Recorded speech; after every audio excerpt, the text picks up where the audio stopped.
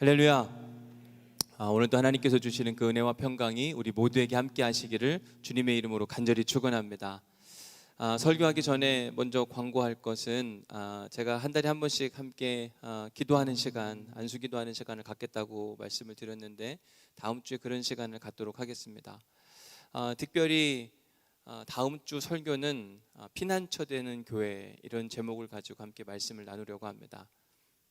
사무엘 상에 있는 아둘람 동굴에 모였던 수많은 사람들, 살다 보면 우리가 인생의 아픔과 어려움을 겪는 분들이 분명히 많거든요. 저는 교회가 그런 분들의 우산이 되어줘야 된다고 분명히 믿어서 다음 주엔 그런 설교를 하려고 하는데, 다음 주에 그런 분들을 여러분 주변에 보시면 교회로 초대하셔서 함께 예배하고 기도하는 시간을 갖도록 하겠습니다. 인생의 어려움을 만난 분들, 이런저런 이유 때문에 기도가 꼭 필요한 분들이 나오셔서 함께 말씀으로 위로받고 기도에 응답받는 귀한 시간 될 수 있기를 주님의 이름으로 간절히 축원합니다.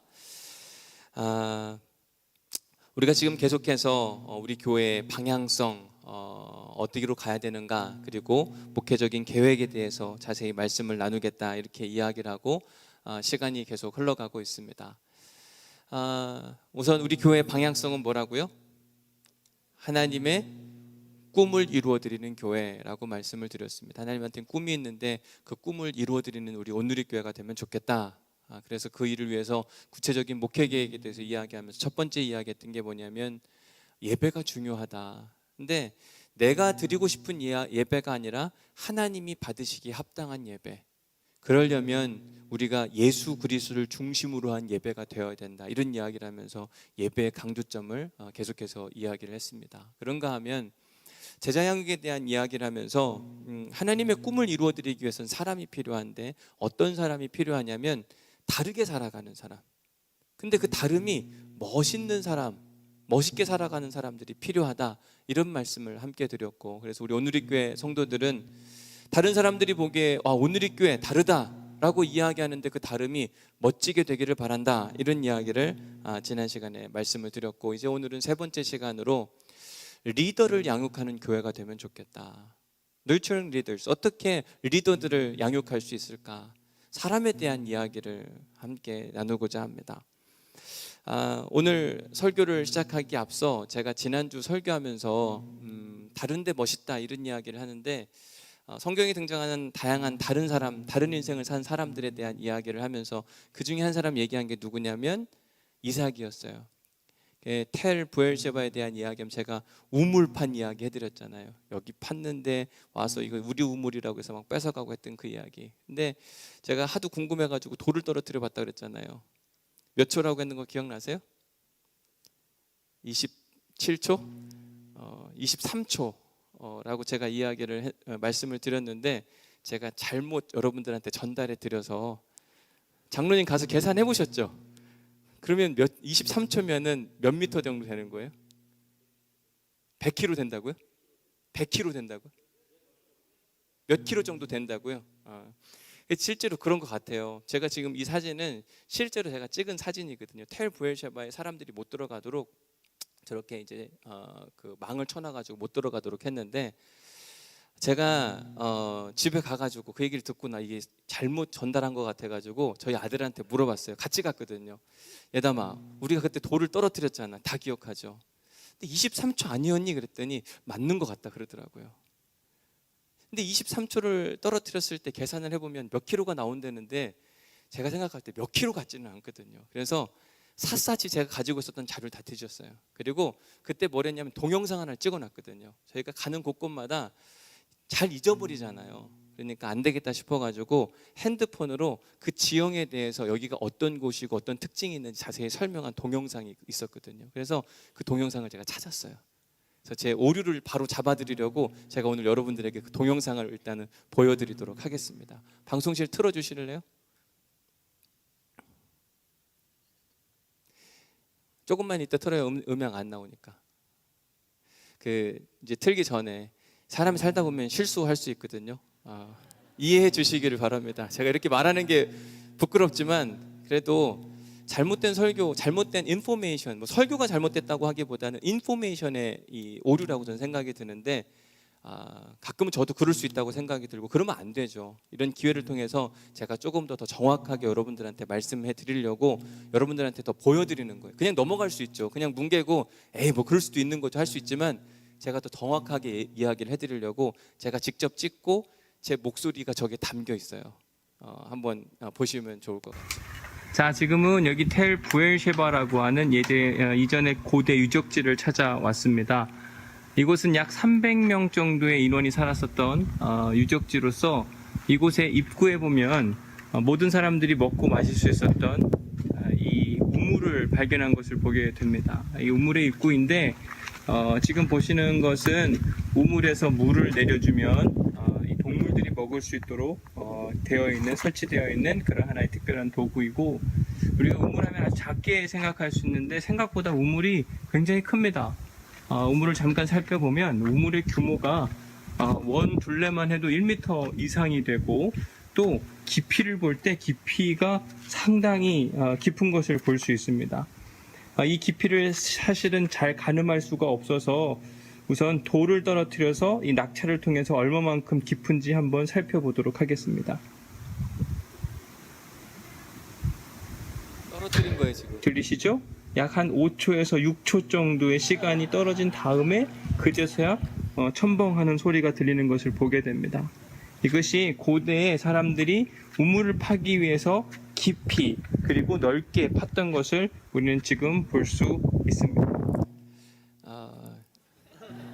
죄송합니다. 제가 잘못된 정보를 드려서. 근데 한 23초가 되면 한 1.6km 정도, 이 계산을 해보니까 1.6km 정도가 된다고 제가 들었어요.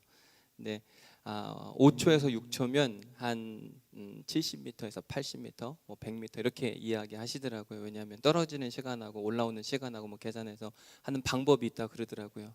근데 설교의 요지는 저게 뭐 몇 킬로미터냐 이런 이야기가 아니라, 여러분 그래서 이렇게 보면 한 70m에서 80m 정도 되는 것 같아요.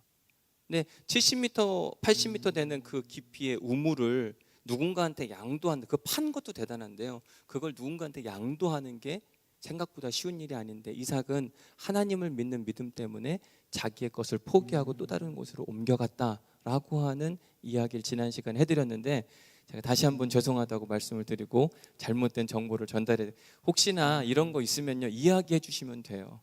목사님 어떻게 그렇게 이렇게만 얘기하지 않으시면 돼요. 정중하게 여러분들이 그 한번 좀 계산해 보시겠어요? 이러면 저도 충분히 그럴 마음이 있거든요. 그래서 여러분들이 잘못된 것들에 대해서는 여러분들이 바로 잡아줘야만 제가 더 정확하게 하지, 안 그러면 여러분들이 틀렸는데도 막 대충 들으시면 제가 설교 준비 막 대충 합니다. 근데 여러분들이 이렇게 눈을 부릅뜨시고 들으면 저도 더 긴장하게 되거든요. 그래서 이건 전 좋은 현상이라고 생각이 들고, 저한테도 다시 한번 설교 준비하는 시간들을 깊이 생각할 수 있는, 제 기억으로만 자꾸 생각하고 있었는데 실제로 찾아보니까 5초, 6초 보면서 제가 사실은 깜짝 놀랐거든요.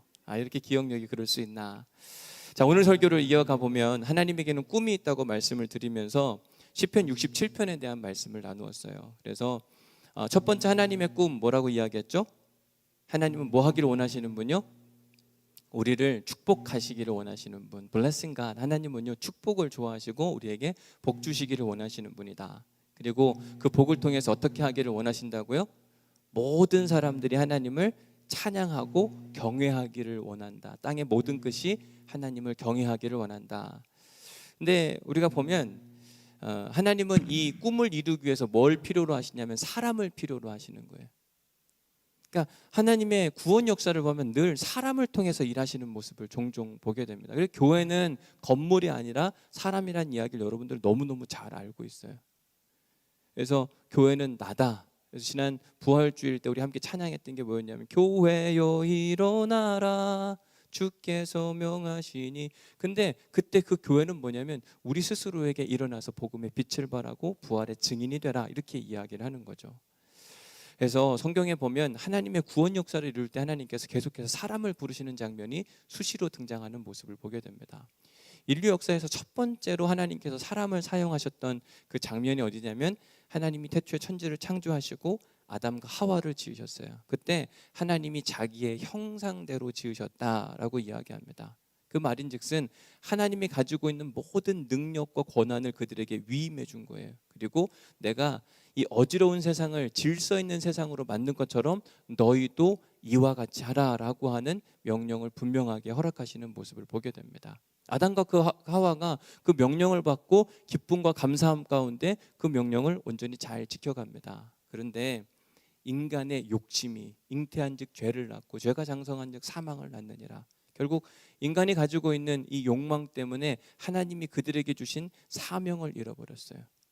그들이 절대로 하면 안 되는 일들에 그들이 시간과 물질과 에너지를 쏟아내게 됩니다. 결국 타락이라고 하는 것을 통해서 그들은 에덴 동산에서 쫓겨나게 되고, 그리고 그 타락의 결과 죄가 점점 더 쌓여가는 모습을 보게 됩니다. 창세기 6장에 가서 하나님이 이를 보시고 한탄하셨다 말씀하시면서 모든 지면을 다 물로 휩쓸어 버리려고 할 때 하나님이 또 한 사람을 선택하시는데, 그게 누구냐면 노아라고 하는 사람을 선택하셨어요.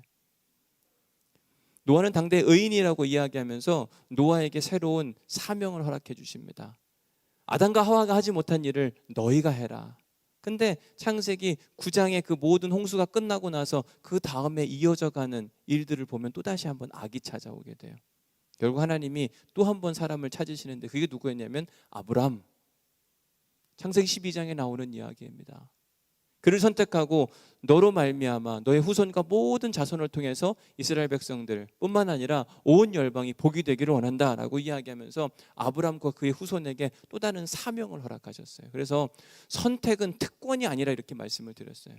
목사로 선택을 받은 건 특권이 아니고 장로로 선택을 받은 건 특권이 아니라고 말씀을 드렸어요. 오히려 우리가 선택받았다고 하는 건 섬김의 기회를 얻게 된 거예요. 우리가 선택받았다고 하니까 나는 이 특별한 사람. 아니, 하나님의 선택은 어떤 의미를 갖고 있냐면 우리를 세상을 섬기라고, 온 열방 가운데 구원의 복된 소식을 전하라고 하는 사명을 허락해 주셨는데, 이스라엘 백성들이 아브라함의 하나님이요, 믿음의 그 이삭의 하나님이요, 야곱의 하나님이요 그러면서 철저히 하나님을 어떤 하나님으로 만들었냐면 민족의 하나님, 종족의 하나님으로 만들어 버렸어요. 하나님은 열방의 하나님이신데 하나님을 어디다 가뒀냐면 성전 안에 딱 가두었었습니다. 하나님 분명히 말씀하셨거든요. 나를 위해 성전을 짓지 마라. 내가 광야에도 있었고 저 애굽 땅에도 있었고 전 세계 모든 것 다 있었는데 왜 너희들은 나를 성전에 가두려고 하냐? 날 성전에 가두지 마. 그런데도 불구하고 이스라엘 백성들은 원했고 하나님이 성전을 짓게 했는데 결국은 이스라엘 백성들이 자기에게 준 구원의 사명, 열방의 빛의 사명을 온전히 잘 감당하지 못해서 망하고 또 한 번 실패하게 됩니다. 그러자 하나님께서 이제 마지막 수단으로 누구를 보내셨냐면 예수 그리스도를 보내셨어요. 아들아, 네가 가서 이 일을 좀 해야 되겠다. 결국 예수님은 하늘 보좌를 다 버리시고 이 땅 가운데 내려와서 하나님의 구원 사역을 이루어 가시는 모습을 보게 됩니다. 근데 신기한 건 뭐냐면 하나님도 예수님도 이 구원 사역을 이루어 가시는데 누구하고 똑같이 하냐면 그 하나님하고 똑같이 하는 거. 하나님이 사람을 통해서 일하시잖아요. 예수님도 보면 사람을 통해서 일하세요. 예수님 구원 사역을 보면 사람들이 막 주변에 항상 많아요. 여기도 사람도 많고 저기도 사람이, 가는 곳곳마다 사람들이 막 밀려들었습니다. 근데 하나님께서, 예수님께서 어떻게 하셨냐면 그들 중에 몇을 택하사 일하시는 모습을 보게 돼요. 막 모든 사람들이 다 따라온다고 해서 이 사람들 다 제자로 삼는 것이 아니라 그 중에 누군가를 선택해서 예수님이 그들을 양육하고 훈련해가지고 하나님의 사람으로 만들고 그를 통해 이 복음이 세상에 잘 흩어질 수 있도록 만들어가는 것을 보게 됩니다. 특별히 오늘 본문에 보면 그 예수님이 선택한 12명의 제자 중에 4명을 다시 한번 선택하는 장면을 구체적으로 묘사하는 모습을 우리가 말씀을 통해 보게 됩니다. 4명 누구누구 등장합니까? 베드로, 안드레, 야고보, 요한. 우선 우리 18절 말씀부터 같이 함께 읽어보도록 하겠습니다. 오늘 본문 18절 말씀입니다. 오늘 본문 18절 말씀 같이 읽습니다. 시작. 갈릴리 해변에 다니시다가 두 형제 곧 베드로라 하는 시몬과 그의 형제 안드레가 바다에 그물 던지는 것을 보시니 그들은 어부라.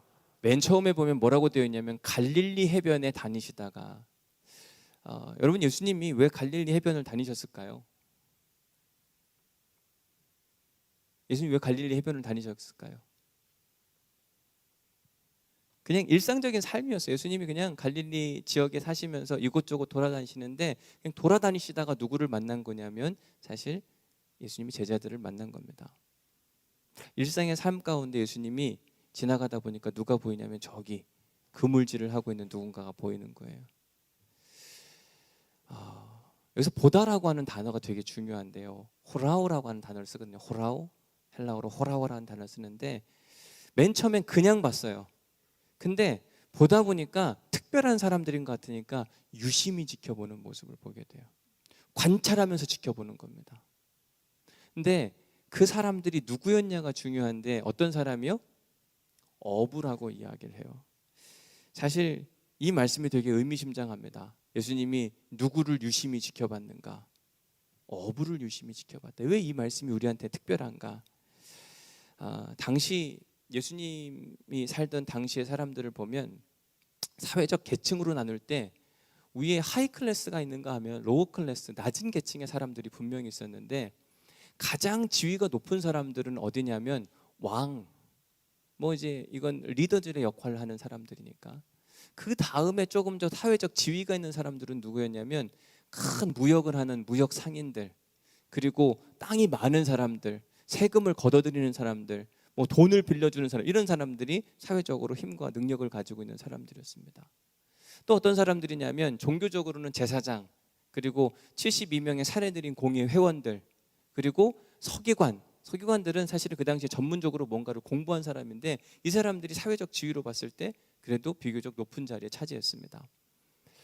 미들 클래스, 좀 중산층이라고 이야기하는 사람들은 누구냐면 농부, 어부, 전문 기술자들, 그리고 상인들이 그래도 비교적 중산층에 해당하는 건데 가장 낮은 계급의 사람들은 누구냐면 종이나 하인, 여인들, 이방인들, 뭐 이 사람들은요 아주 천민 취급했으니까요. 근데 어찌 보면 종이나 하인, 여인들, 뭐 이방인, 이 사람들은요 유대인 취급을 안 했기 때문에 유대인들 중에 가장 하층민들은 누구냐면 농부, 어부, 전문 기술자, 상인들이에요. 근데 여러분 성경을 읽다 보면 뭐가 나오냐면 크게 여러분들이 자주 들어봤을 만한 지명이 두 가지가 나와요. 예수님이 자주 사역했던 데가 어디죠? 예수님 자주 사역했던 데가 어디예요? 갈릴리, 가버나움 이럴 때 막 많이 사역하시잖아요, 그렇죠? 그리고 예수님이 또 한 번 이렇게 몇 번씩 어디를 가세요? 명절 때 되면 어디 가시죠? 예루살렘에 가요. 여러분 예루살렘에 하고 갈릴리 이렇게 생각해 보면 어디가 더 사회적 지위가 높은 사람들이 많을까요? 예루살렘. 근데 신기하게 예수님은 어디서 많이 사역하셨나요? 갈릴리. 제자들도 보면은요, 제자들의 출신 성분 다는 아니지만 대부분이 다 어디냐면 갈릴리 출신이에요. 예루살렘 출신이 있습니다. 누구 있을까요? 세금 걷던 사람 누구예요? 마태. 예수님이 갈릴리에 살던 이 제자 2명을 자기의 특별한 제자 12명에 속하게 했다고 하는 건 우리한테 은혜가 되는 이유가 뭐냐면 예수님은요 모든 사람들한테 다 가능성을 열어둔 거예요. 갈릴리에 사는 사람들, 여러분 성경에 보면 뭐라고 표현한 예수님 이야기하면서 갈릴리에서 무슨 그 다음 뭐예요? 선한 것이 나겠느냐. 그러니까 갈릴리 사람들은요 이런 취급을 받았어요. 갈릴리에서 무슨 선한 것이 나겠느냐.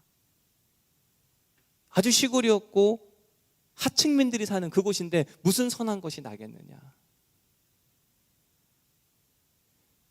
여러분 부산 하면 경상도에서 제일 그래도 큰 데잖아요, 그렇죠? 제일 시골은 어디예요? 경상도에서 제일 시골 어디예요?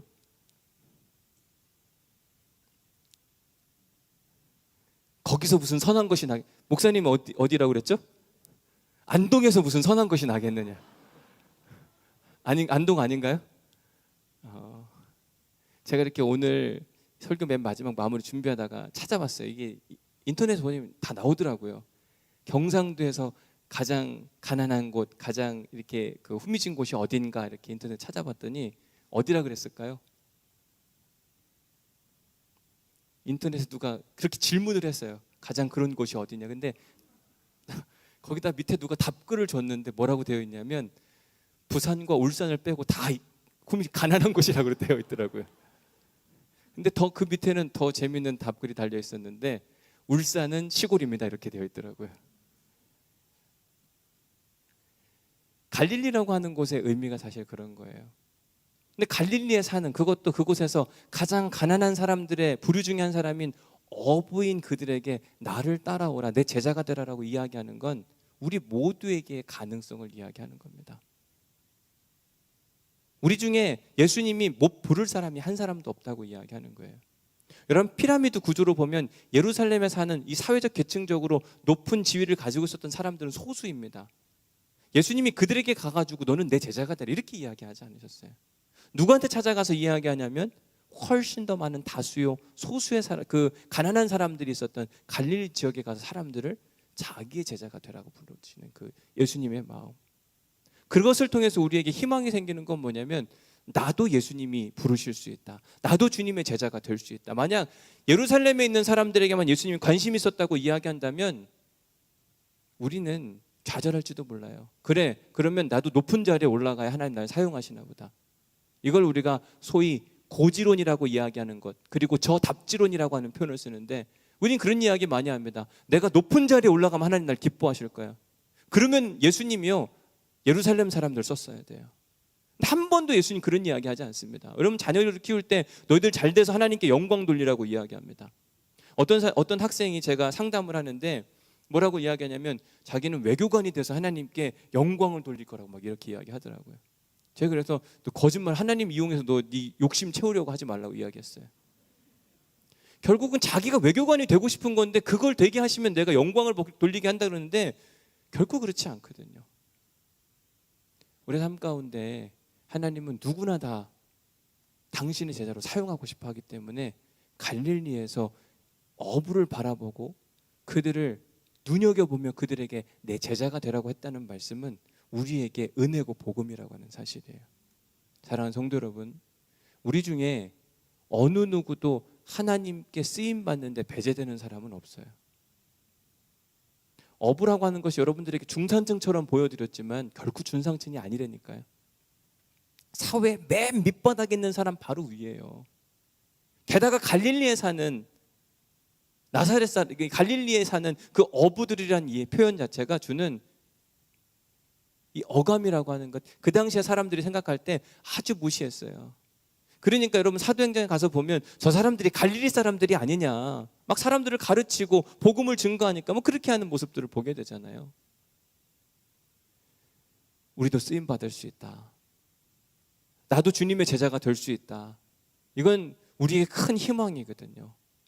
바라기는 예수님께서 우리도 오라 하시는, 내 제자가 되라고 불러주시는 그 은혜가 우리 모두에게 있기를 주님의 이름으로 간절히 축원합니다.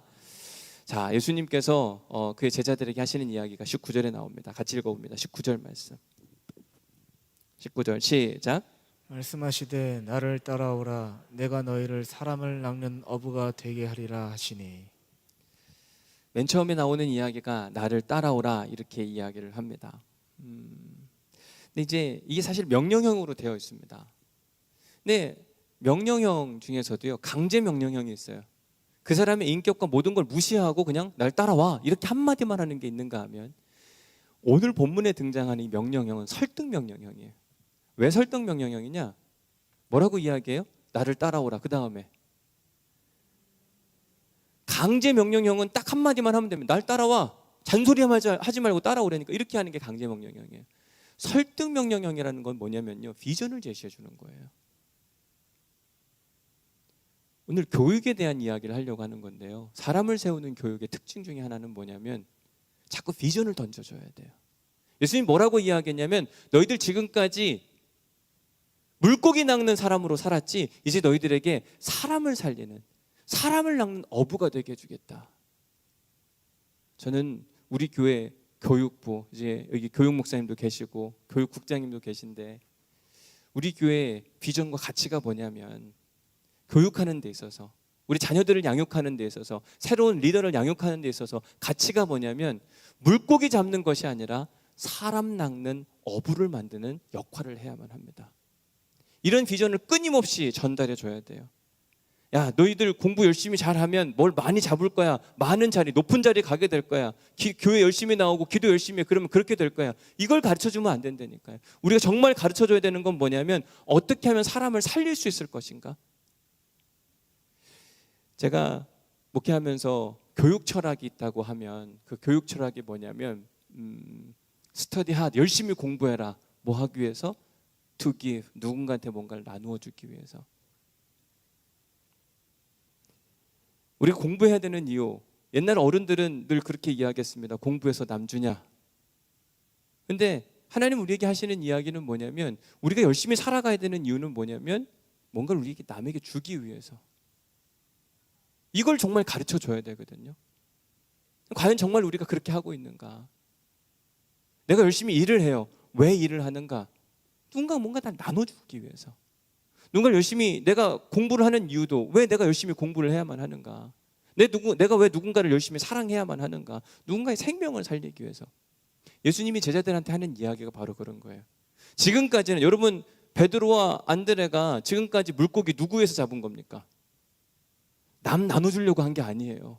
철저히 자기 인마이 포켓 하려고, 자기 호주머니, 자기 배를 불리기 위해서 지금 밖에 나가 열심히 그물질을 한 거예요. 근데 예수님 뭐라고 이야기하냐면 지금까지는 네가 너 자신을 위해 살았지만 이제는 네가 다른 사람의 생명을 살리는 일을 위해 네가 쓰임 받을 것이다. 저는 우리 자녀들이 그런 꿈을 꿀 수 있기를 간절히 소망합니다. 여러분들도 자녀들한테 그렇게 가르쳐 주셔야 돼요. 공부해서 남 주냐? 아니요, 공부해서 남 주려고 너희들 열심히 살아야 돼. 왜 인생 열심히 살아야 되는지 알아? 이런 이유 때문에 열심히 살아야 되는 거야. 너 잘 되라고 이런 이야기를 한다고 하는 건 세상과 우리가 구별이 없는 거예요. 우리의 교육적 가치관이 바로 여기 서 있어야만 하거든요. 제가 열심히 공부했습니다. 정말 최선을 다했어요. 남들이 하지 않은 공부했습니다. 제가 이슬람 공부했는데 이슬람 중에서도 뭘 했냐면 한국 이슬람. 한국 사회 안에서 이슬람이 언제 이 땅 가운데 발을 들이게 되었고 어느 때는 실패했는데 어떤 때는 성공을 하게 되거든요. 지금 막 성공하는 시기예요. 왜 무슬림이 이 땅 가운데 성공할 수밖에 없었는지 그 일들에 대해서 논문을 쓰게 됐고 그리고 이제 학위를 받고 한국에 돌아왔는데 제가 이제 수원에 있을 때입니다. 여기 우리 교회 오기 전에 장로교회에서 저한테 자기네들 목사님들 모여서 무슨 총회 같은 거 하고 이슬람 세미나를 하는데 와서 세미나를 해주면 좋겠다. 근데 세미나 장소가 창원, 전주, 대전, 서울 이렇게 있대요. 어디 가겠냐 그러더라고요. 그럼 수원에서 어디 가겠다고 해야 됩니까? 서울 가겠다 그랬죠. 근데 제가 여기를 내려왔어요. 창원으로 가겠다 그랬으면 여기 1시간이면 간다면서요. 너무 아쉽더라고요. 어제 그래서 아침 일찍 갔다가 밤 늦게 왔어요. 그래서 제가 할 수 있는 최선, 저는 감리교 목사인데 왜 장로교 그것도 큰 합동식 교단에서 저를 불렀을까 생각해 보는데 제가 쓴 논문이 그렇게 드문 거예요. 그렇게 막 저는 무슬림들 만나러 다니기 위해서 이제 인터뷰하기 위해서 왜 당신이 무슬림이 되었습니까? 이런 거 막 인터뷰하기 다니기 위해서 사람들을 만나러 다니는데 이게 쉬운 일이 아니더라고요. 부산도 그때 왔었어요. 한국 무슬림들 만나기 위해서. 안 만나주니까 무슬림들하고 같이 잤대니까요. 이렇게 해야만 저한테 인터뷰를 해줄 것 같아서 한 번은 여러분 안양에 가면 무슬림 사원이 있는데요. 거긴 원래 교회였어요. 근데 이슬람 사원에게 빼앗겼어요. 그리고 여기 김해에 가도 지금 최근에 이슬람 사원이 생겼는데 그 김해에 세워진 그 무슬림 건물에 제 친구 동기 목사님이 이주노동자 목회를 하고 있었거든요. 근데 어느 날 그 건물이 누구한테 팔렸냐면 무슬림한테 팔렸어요. 앞으로 한국 사회에 무슬림들의 숫자가 점점 더 막 증가할 거거든요. 한 번은 안양에 있는 무슬림 사원에 갔거든요. 인터뷰를 해보려고 거기 한국 무슬림이 있냐, 내가 만나고 싶고 나는 기독교인인데 미국에서 공부를 하고 근데 이런 것들 때문에 논문을 쓰는데 좀 만나고 싶다 그랬더니 거긴 방글라데시 노동자들이 많이 있더라고요. 한국 사람이 왔고 또 뭐 무슬림들 이슬람에 대해서 관심 있다니까 일단 들어오라 그러더라고요. 들어갔어요. 갔더니 이제 이런저런 이야기를 한다고 하면서 그 차를 내갖고 오는데 커피를 이렇게 갖고 내려왔어요. 근데 믹스 커피 있잖아요. 근데 거기에는 무슬림들이고 다 저만 기독교인이에요. 여기 믹스 커피를 가져왔어요. 이거 여러분 마셔야 될까요? 안 마셔야 될까요? 되게 고민되는 거 있잖아요. 이거 마실까 말까. 이거 잘못 마시면 어떻게 돼요? 저도 잘 몰라요. 거긴 저만 기독교인이고 나머지 다 무슬림이니까. 저 혼자 다녔거든요. 그렇게 해서 논문을 썼어요. 곳곳에 다니면서. 한 번은 난민 만나러 갔는데요. 9시 넘어서, 밤 9시 넘어서 갔거든요. 그 시간이나 가능하다 그래가지고. 제 그 학생 데리고 갔는데, 왜 하필 그 시간에 집에서 칼을 가냐고요. 이런 일이 있으면 섬뜩섬뜩 하다니까요. 무슬림 연구하러 다닐 때 그렇게 연구하러 다녔어요. 그런데 가서 만나야 되니까 뭘 하고 연구해서 논문도 내니까 그렇게 계속 만나러 다녀서 그런지 모르지만 사람들이 어쨌든 감리교 목사인데 장로교에서 불러서 강의를 했어요. 오늘 아침에 저한테 거기서 강의 들었던 어느 분이 카톡을 보냈더라고요. 뭐라고 이야기했냐면 어제 강의 잘 들었는데 그 강의 PPT 좀 보내줄 수 있냐고.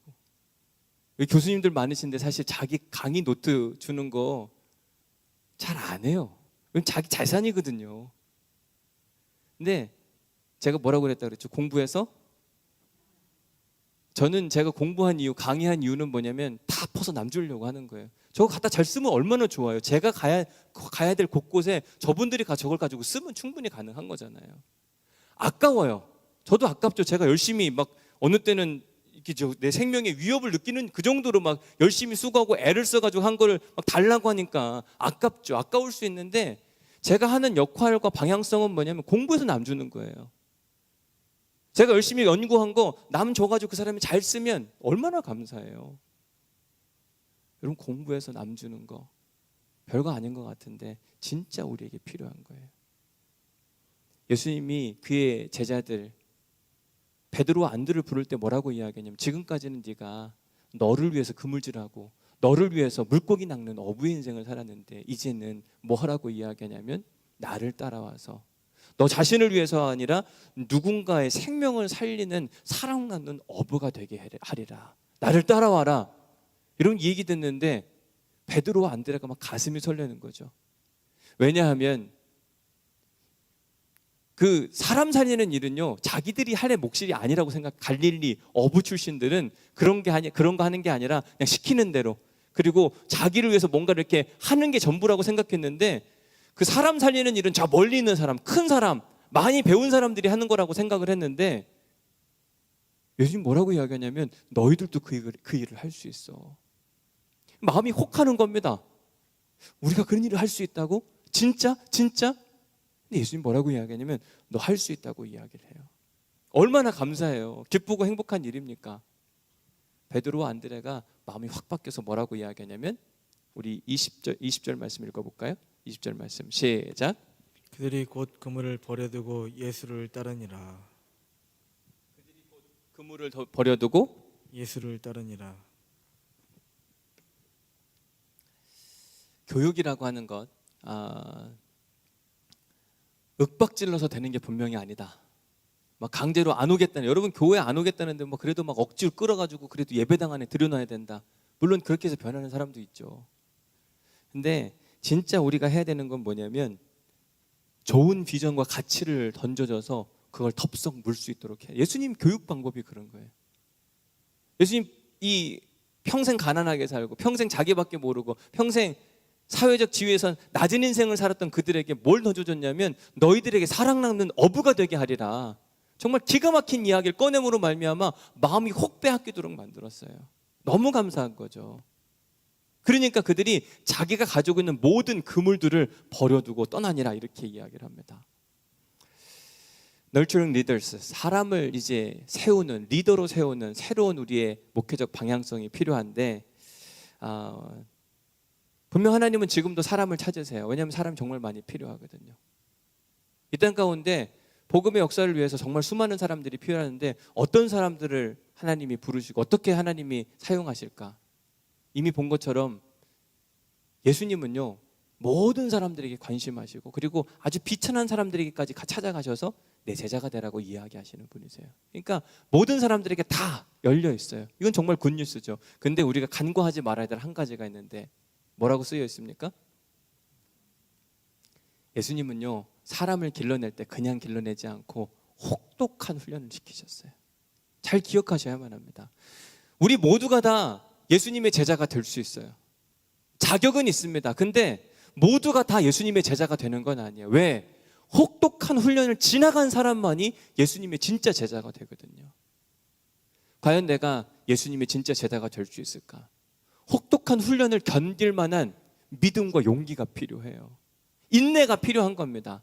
어떤 훈련을 시키는가? 물론 예수님이 훈련시킨 여러 가지가 있지만 오늘 본문을 중심으로 세 가지를 이야기하고 설교를 마무리하려고 합니다. 첫 번째, 다시 한번 19절 말씀을 읽어봅니다. 시작. 예수를 첫 번째 예수님께서 그들에게 요구했던 믿음의 훈련, 첫 번째는 뭐냐면 곧이에요. 곧.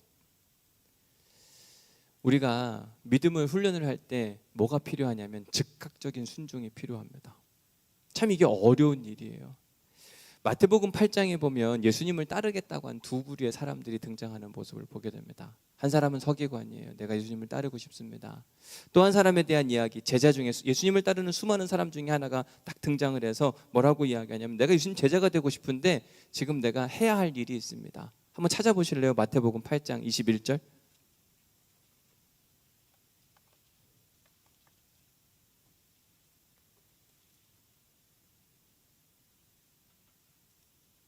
읽어보겠습니다. 시작. 제자 중에 또 한 사람이 이르되 주여 내가 먼저 가서 내 아버지를 장사하게 허락하옵소서. 그랬더니 예수님 뭐라고 이야기합니까? 시작. 예수께서 이르시되 죽은 자들이 그들의 죽은 자들을 장사하게 하고 너는 나를 따르라 하시니라. 예수님 제자가 되겠다고 이야기하면서도 뭐라고 이야기하면 내가 이거 먼저 할 일이 있다고 이야기하는데 예수님 뭐라고 이야기하냐면 그건 그 사람한테 맡기고 너는 지금 나를 따르라고 이야기를 합니다. 즉각적인 순종. 생각보다 이게 어려워요. 혹독합니다. 어떤 말씀이 내게 들렸어요. 그 말씀을 순종하고 따라간다는 게 정말 힘들고 어려운 일이거든요. 여러분 지난주 설교 제목 기억나세요? 지난주 뭔 설교였죠? 다르다 그래서 멋지다. 지난 주일 설교. 룻기에 대한 이야기를 하면서 아쉬운 선택을 한 사람들에 대한 이야기. 그러면서 묵상 질문 세 번째 기억나세요? 여기까지 물어볼 줄은 몰랐어요? 묵상 질문 세 번째. 우리가 아쉬운 선택을 하지 않고 행복한 선택을 하려면 어떤 질문을 해야 된다? 예수님이라면 어떻게 하실까? 여러분 우리가 예수님이라면 어떻게 하실까? 질문하면 사실은 항상 답은 나와요. 안 질문하니까. 어떤 상황이 발생하면요. 예수님 어떻게 하실까? 이 질문에 늘 예수님 답을 해주시는데 물론 우리가 잘못된 답을 얻을 때도 분명히 있죠. 성경을 모르면 진짜 예수님을 준 답을 몰라요. 내 스스로 막 내리면서 이게 예수님이 이렇게 원하셨을 거야. 막 예수님을 내가 막 새롭게 만들어요. 내가 원하는 예수님 이렇게. 근데 성경이 항상 답이 있어요. 제가 지난 월요일에 뭔가 해야 할 일이 있었는데요. 누가 도와주면 되게 쉬울 일이에요. 근데 제가 뭘 찾으려면 되게 어려운 일이었어요. 누구한테 전화할까 말까 되게 고민되는 거죠. 근데 그 전날 설교가 생각이 나는 거예요. 쉬운 선택하면 안 되는데 어떡하지? 기다리자. 뭔가 답을 얻을 때까지 예수님은 어떻게 했을까? 곰곰이 생각해봤죠. 근데 그날 제가 큐티책을 읽고 나서 답을 얻었어요. 여러분 지난주 월요일날 큐티책 시편 146편이었거든요. 한번 찾아보세요. 시편 146편.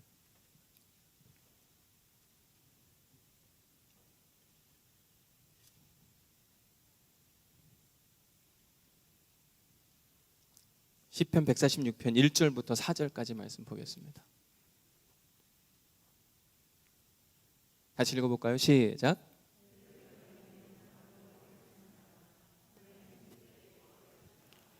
나의 평생에 내 하나님을 찬송하리로다. 귀인들을 의지하지 말며 도울 힘이 없는 인생도 의지하지 말지니 그의 호흡이 끊어지면 흙으로 돌아가서 그날에 그의 생각이 소멸하리로다. 그날 아침에 제가 큐티책을 읽었는데 고민하다가 아침에 큐티책을 열어서 읽었는데 그 말씀이 뭐라고 되어 있어요? 사람을 의지하면 진짜 큰일 난다고 이야기를 하는 거죠. 답이 너무 쉬운 거예요. 5절 말씀 뭐라고 되어 있어요? 도움으로 삼며 여호와 누구를 의지하면 안 되고 누구를 의지하라고 이야기해요? 사람은 안 되고 하나님을 의지하라고 되어 있어요. 섬뜩한 거 있잖아요. 이때 우리가 즉시 순종해야 되는 생각보다 그러면 시간도 훨씬 더 많이 걸리고 돈과 에너지가 훨씬 더 많이 쓸 만한 일이었거든요. 어떻게 해야 될까? 답은 뻔히 나와 있어요. 근데 즉각 순종하는 게 생각보다 엄청 어렵다니까요. 얼른 생각을 지워버렸어요. 이건 아니다. 사람 의지하는 거 그만 스탑. 저희 아내한테 얘기했어요. 이거 아닌 것 같아. 이거 스탑. 안 할 거야, 안 할 거야. 이렇게 이야기했거든요.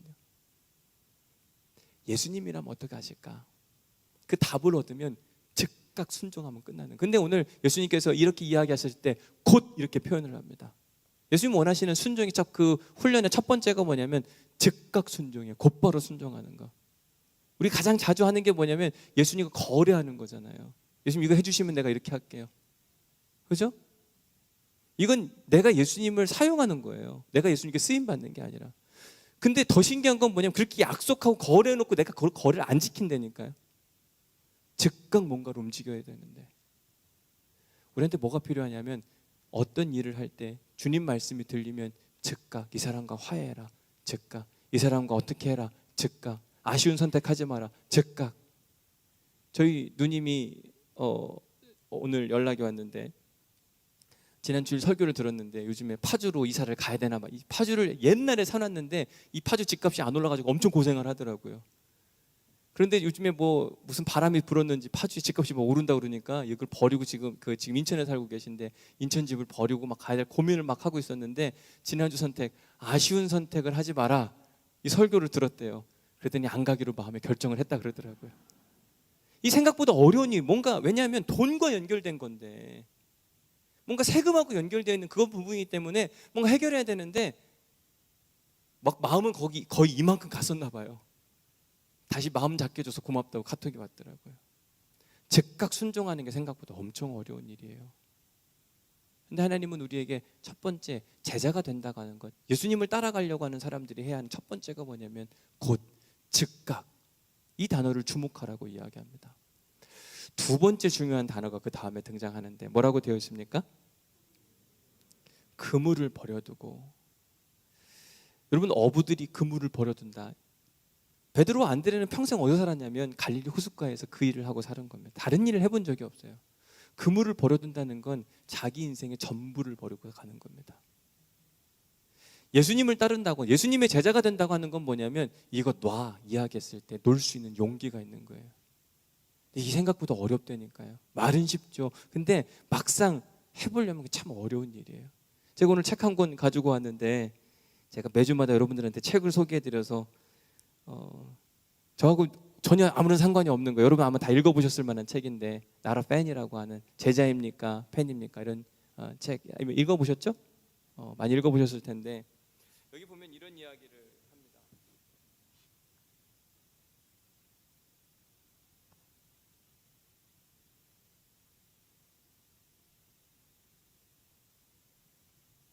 제가 예전에 너무 좋아서 접어놨어요. 이렇게 이 이야기를 하나 읽어드리면 지금의 수리남이 세워진 남미 지역에서 복음을 전했던 선교사들에 관한 이야기를 읽은 적이 있다.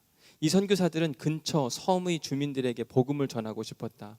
그런데 그 섬의 주민 대부분은 섬 전체를 뒤덮은 거대한 플랜테이션에서 노예로 살았다. 그런데 플랜테이션 주인들은 노예끼리만 말을 섞는 것을 허락했다. 때문에 선교사들은 이 노예들에게 다가갈 길이 없었다. 왜냐하면 선교사는 노예가 아니니까.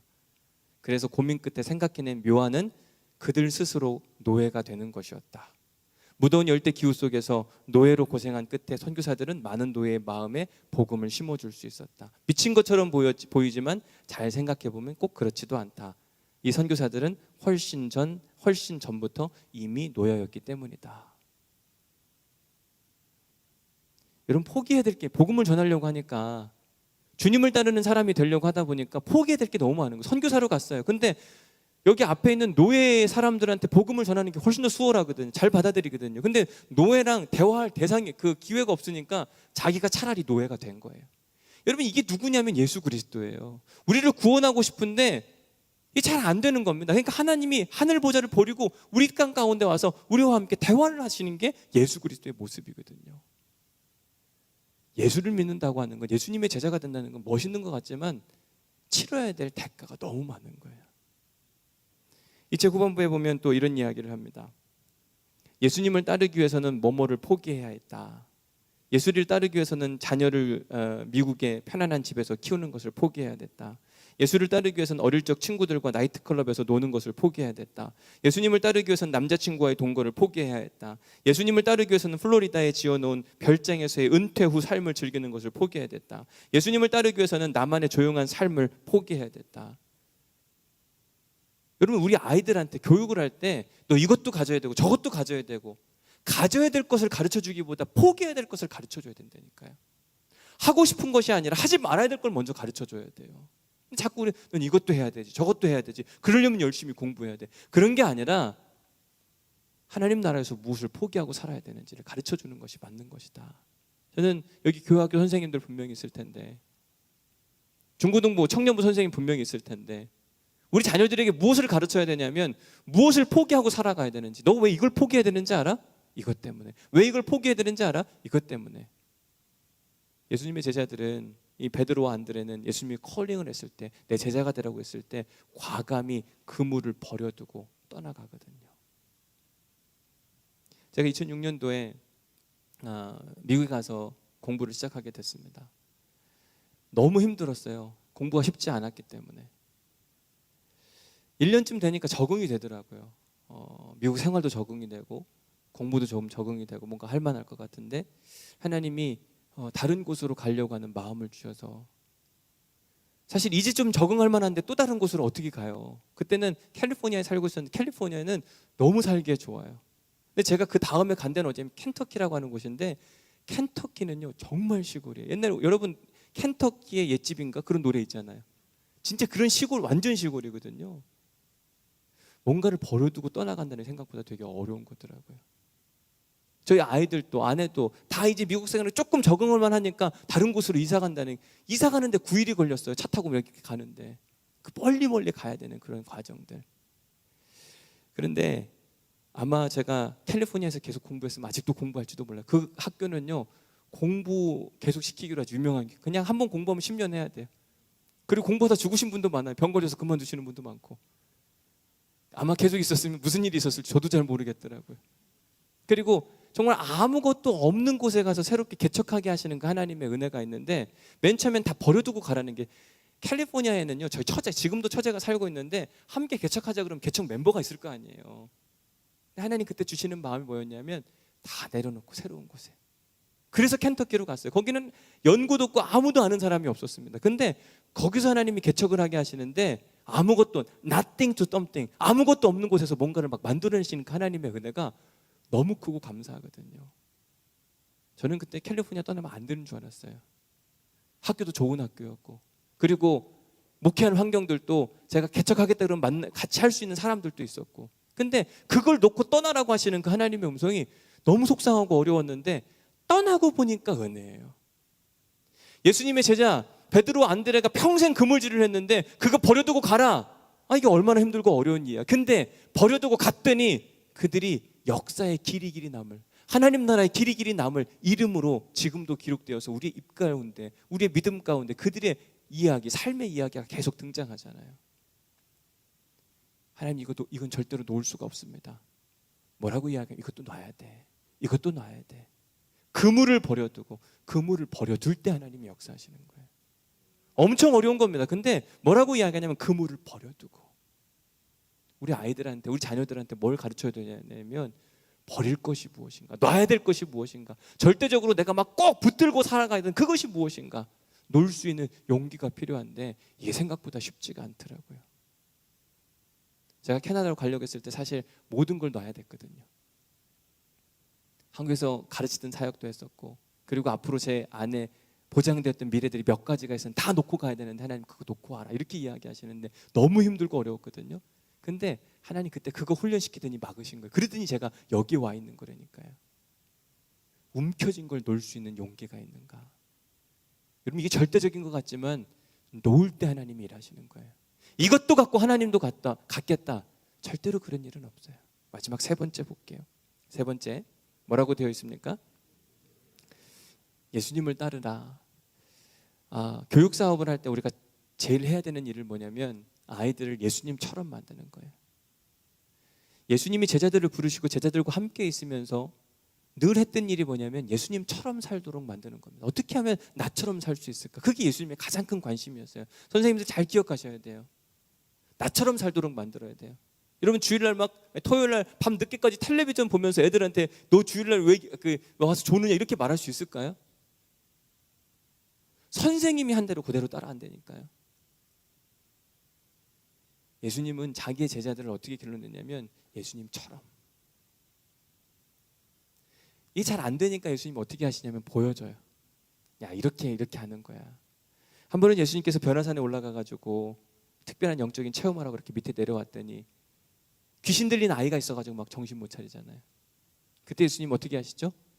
그들을 위해서 기도해 주시고 뭐라고 이야기하냐면 기도 외에는 이런 유가 나갈 수 너 기도해야 돼. 어떤 기도? 온 마음과 뜻과 정성을 다한 기도. 그러면 하나님 일하실 거예요. 너희들이 그렇게 하지 않아서 그런 거예요. 예수님 직접 보여주시고 이렇게 해야 돼 가르쳐 주셨어요. 누가복음 10장에 보면 사마리아 여인에 대한 이야기를 합니다. 내 이웃이 누구냐라고 이야기했을 때 예수님 비유를 통해서 가르쳐 주세요. 너희도 이와 같이 하라. 요한복음 13장에 보면 예수님께서 제자들의 발을 씻겨주면서 너희도 이와 같이 하라. 예수님의 교육 방법 중에 하나가 뭐냐면 모델링이에요. 어떤 모델을 보여주고 이렇게 하는 거라니까 가르쳐 주는 거예요. 모르면 또 다시 가르쳐 주는 겁니다. 어떻게까지 가르쳐 주냐면 십자가에 죽기까지 가르쳐 주는 거예요. 모르면 십자가에 죽기까지 가르쳐 주면서 이 제자들이 바뀌기를 소망하는 간절한 그 마음이 누구한테 살아있어야 되냐면 우리한테 살아있어야만 해요. 바라기는 우리 안에 이 예수님의 마음이 들어올 수 있기를 간절히 소망합니다. 여러분 우리 중에 누구나 다 예수님의 제자가 될 수 있습니다. 우리 중에 어느 누구도 너는 안 돼 이렇게 하는 사람 단 한 사람도 없어요. 너 과거에 이렇게 살았기 때문에 안 돼 그렇게 하는 사람 단 한 사람도 없다니까요. 다 주님의 제자가 될 수 있습니다. 근데 다 부름을 받았다고 해서 다 예수님의 제자가 되는 건 아니에요. 혹독한 훈련을 지나가야만 합니다. 첫 번째 뭐가 필요하다고요? 곧 즉각 순종하는 것. 두 번째는 다 그물을 버려두고 다 버려둬야 돼요. 마지막 세 번째 뭐요? 예수님을 따르는 것. 예수님을 모델링하며 살아가는 거. 이게 엄청 어렵거든요. 예수님 모델링하며 살아간다는 건 예수님이 나중에 어디까지 달리셨어요? 십자가까지 달리신 거예요. 어떤 사람들은 자기 스스로 선생 되기를 거부합니다. 교회 다닌 지 10년이 되고 20년이 됐는데도 난 선생님 안 될 거라고 이렇게 이야기해요. 제가요 이제 올해 43이잖아요. 저도 누군가를 가르쳐주기보다 전 선생님이 있었으면 좋겠는데 한 번 어느 목사님 저한테 뭐라고 이야기하냐면 박 목사 언제까지 제자만 할래? 이렇게 이야기하더라고요. 언젠가는 선생이 돼야 되는 거야. 이제 선생 될 준비를 해야 되는 거야. 여러분 신앙생활 10년하고 20년 했는데 맨날 어린아이처럼 어린아이 신앙을 갖고 있으려고 그래요. 성장해야 되거든요. 진짜 이제는 멘토의 역할을 해야 되는데 권사님이고 장로님인데 맨날 제자처럼 날 가르쳐줄 사람 아니 우리가 모델링이 되어야만 합니다. 지금 모델링이 되려고 하는 사람이 없어요. 모델링이 되려면 귀찮은 일이 너무 많거든요.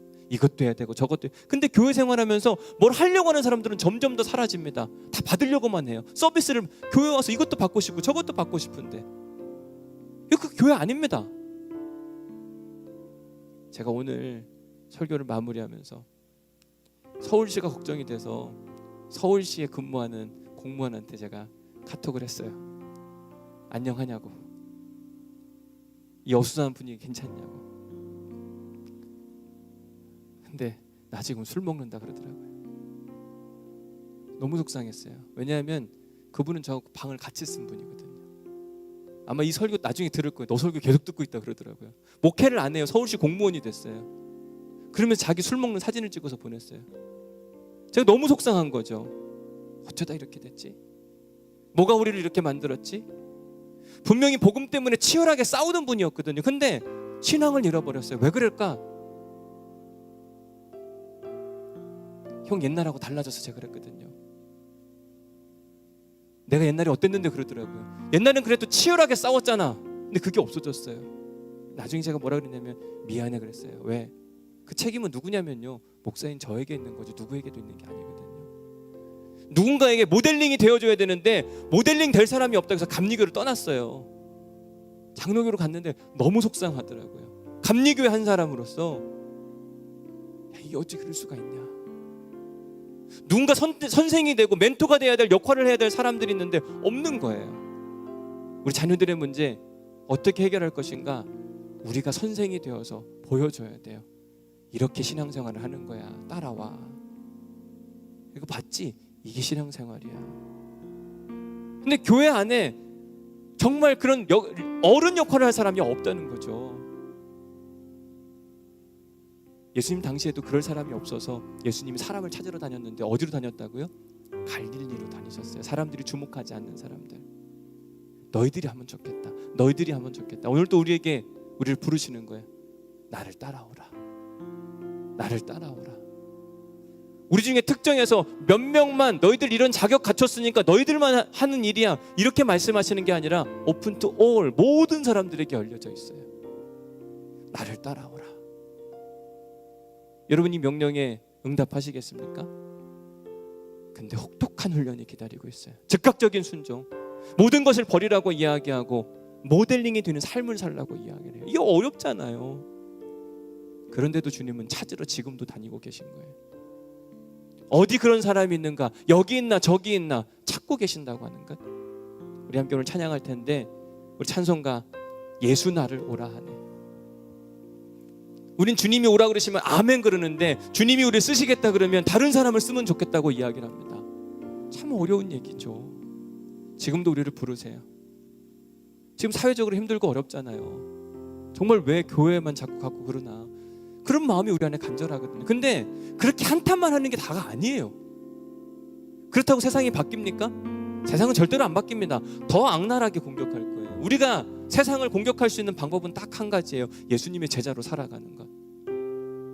세상과 싸워요. 너희들 왜 우리하고 막 이렇게 우리만 갖고 이렇게 하냐고. 세상 정부 끔찍도 하지 않는다니까요. 백날 그러다가 세상 탓만 하다 끝날 거예요. 우리가 공격해야 될 무기는 뭐냐면 예수님처럼 사는 거예요. 예수님을 따라가 사는 겁니다. 예수님 오라고 할 때 아멘 봐라 이게 예수 믿는 사람들이나 보여주는 것 말고는 없습니다. 우리 함께 찬양하며 주님 내가 주님의 제자가 되길 소망합니다. 우리의 꿈과 소망이 저 높은 곳을 향하게 하여 주옵시고 오직 주님만을 향한 그 마음을 가지고 혹독한 훈련도 견디게 하여 주옵소서. 나약한 자가 아니라 훈련을 견딤으로 말미암아 단단한 자가 되게 하여 주옵소서. 이런 마음을 가지고 우리 함께 찬양하겠습니다.